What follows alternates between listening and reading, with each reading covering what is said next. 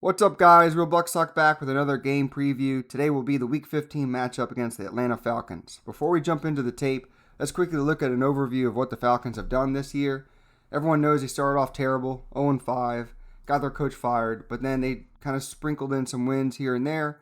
I mean, how the heck did they beat the Las Vegas Raiders 43-6? I mean, some of the things here you're like, holy hell, they are pretty good at times, but look at the record; it speaks for itself, 4-9. But you look at some other things. Team defense looks. Let's look where their offensive rank or defensive rank is against the pass. Third to last. Anytime you're anywhere near the Jets in rank, you know you're doing pretty damn bad. And then defensively, just outmanned. We should be able to outman them. Their secondary is Ricardo Allen, Darqueze Denard, hurt out. Not much for pass rushers, but let's jump into the game film. Enough of me talking. Let's see what's going on. So, plus, where should you attack first against the Falcons? Right. I mean, you should be able to attack their aggression, by running the football as you see here. So, using the draws, using, type of, delay runs, these are things that should work. But yeah, definitely attack the right side of their defense. It's an issue for them, but they just allow a lot of gaps. So you should be able to attack them inside and get some running room. Yeah, like he's mentioning gaps. They're just an aggressive defense. They want to get after you, try and force early decisions. Look at the defensive tackles here. Look how wide they are. And then with our big line, we should be able to kind of push these guys out of their way. You got Grady Jarrett trying to make always too much of a pass rush move. He is a great player, but still, you only have one guy, one Brahma Bull. It's kind of hard for him to win every time. So we keep going on in the run game. I really like their ability to run the Chargers, but we should be able to enforce the run. I mean, that's something where we're inconsistent in doing. But against the Falcons and their smaller defensive front, you got to be able to do it. Right. We should be able to do some double and goes like you see here and just be able to, create some movement and just get enough of these guys where we can get some good running yards. We should be able to, get those 5 to 6 yard gains that eventually turn into, 10 to 15. So there should be possibilities here for the Bucks offense if they commit to the run. Again, we're going to see it here, just double and go, create gaps. Again, we don't have an Austin Eckler, but we have, good enough running backs. Even without Rojo, we should be able to attack this defense. Yeah, your boy 28 is going to be playing, so I know you're going to be happy. Let's see I'm what so happens excited. there, right? Let's see if he gets more opportunities or if it's LaShawn McCoy, Keyshawn Vaughn, Sneak. I mean, we'll figure this thing out. But again, repetitive stuff. Get the run game going. Help Tom Brady. That'll open up the play action pass. But be consistent with it. Speaking to that, with their aggression, again, they're trying to get after the quarterback, as you see here. So what you can do is look at that space you create. Just with a little screen dump off. These are things you can do with LaShawn McCoy. I like to see this implemented where you really attack those outside rushers because they're trying to get up the field, and you really attack that, and then it's wide open space, and you see their coverage is already playing back because they're not trying to give up the big play. So really, that's where you got to go. Again, same thing here. A nice little play action. Just dump it off to the back. Look at all that space you got.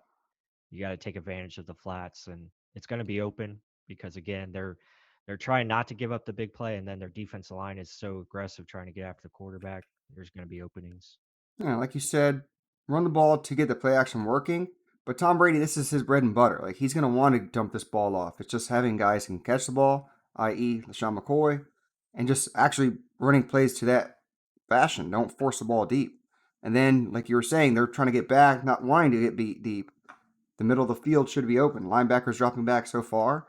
Find your outlet, get rid of it quickly. You don't have to always enforce deep passes. So as you see here again, you're going to run a little nice double slant. You get the linebackers moving, so there's going to be openings here for Tom Brady to, take advantage. You could easily see, Antonio Brown, Scotty Miller run these type of plays where you create the space. Again, yeah, like you said, cover one.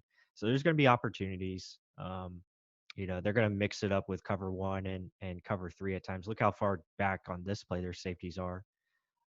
But again, they are aggressive. So if you do hold the ball too long, they can get some pressure on you and get sacks. But this is mainly a coverage sack here. Just got to get rid of the football.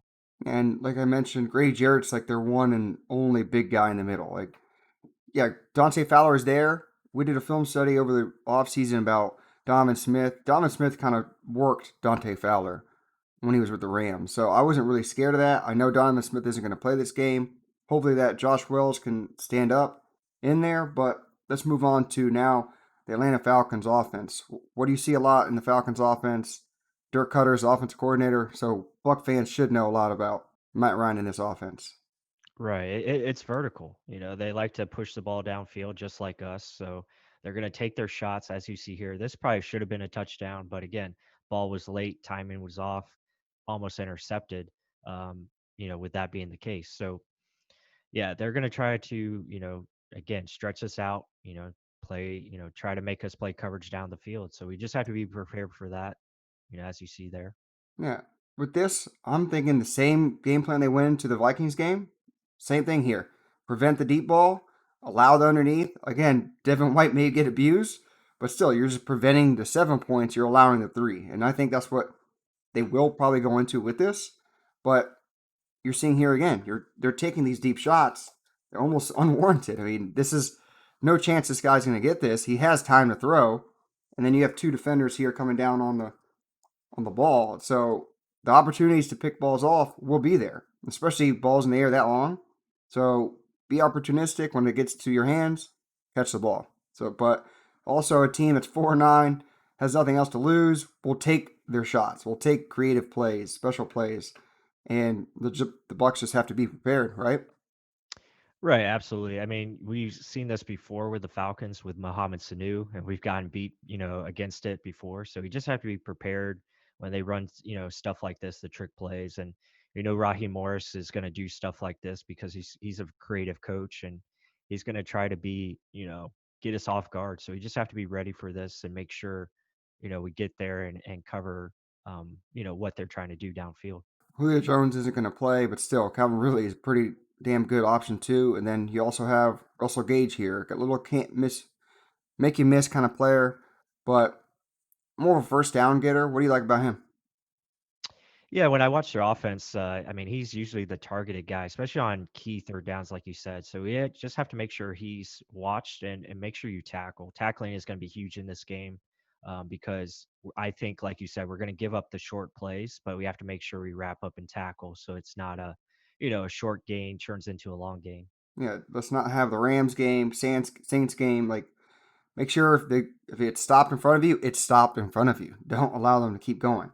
Especially right here when they do go short passes. This is an area where Devin White, Levante David, you got to wrap up here. Don't allow them to keep continuously going in. Right, exactly.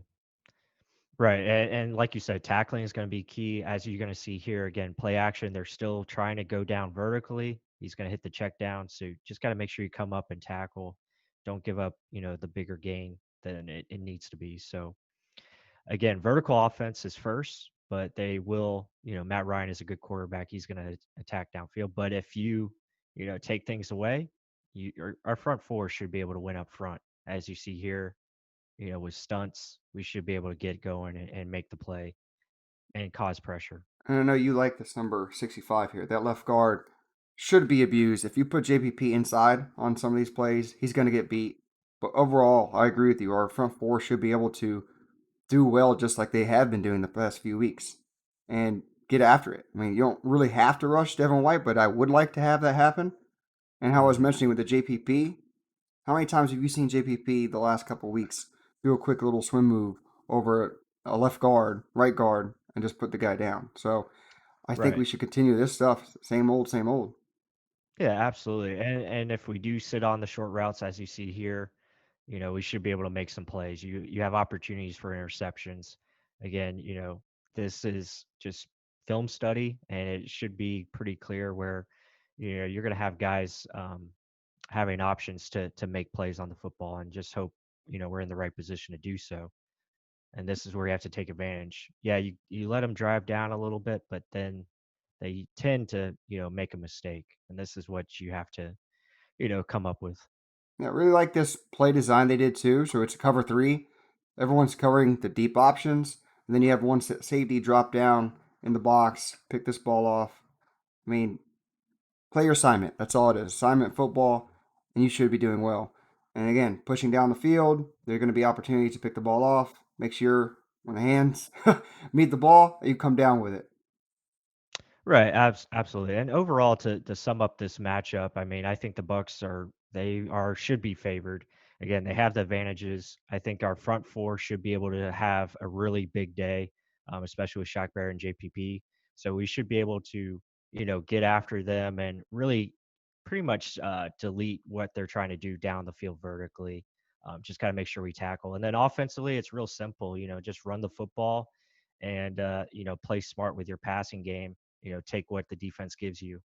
So, with that being said, guys, I hope you enjoyed this content. Be sure to like, subscribe, and comment down below.